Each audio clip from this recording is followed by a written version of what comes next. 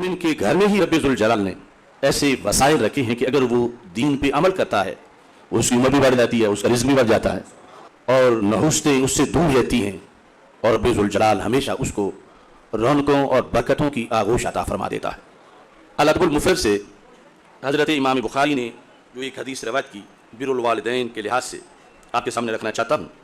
حضرت سیدنا ابو ہریرہ رضی اللہ تعالی عنہ نے دو شخص دیکھے, فقال لأحدہما ما ھا منک, ایک سے پوچھا دوسرے کے بارے میں کہ یہ جو دوسری ہستی ہیں یہ تمہارے کیا لگتے ہیں؟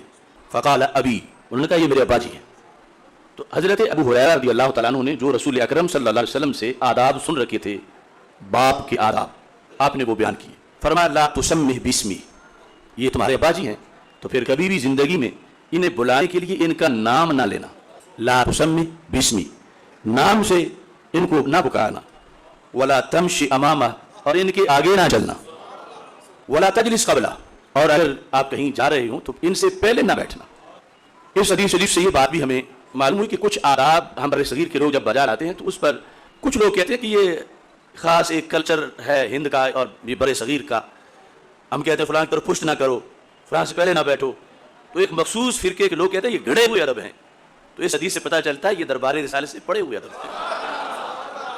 حضرت ابو ہریرہ رضی اللہ تعالیٰ عنہ دین سرکار سے پڑھ کے بیان کر, اس دین میں یہ ہے کہ اپنے باپ کے آگے نہ چلو. تو پتہ چلا کہ یہ جو ہمارے عرف میں ہے کہ فلاں کی طرف کن نہ کرو, یہ تصور اصل دین سے ہی ہے.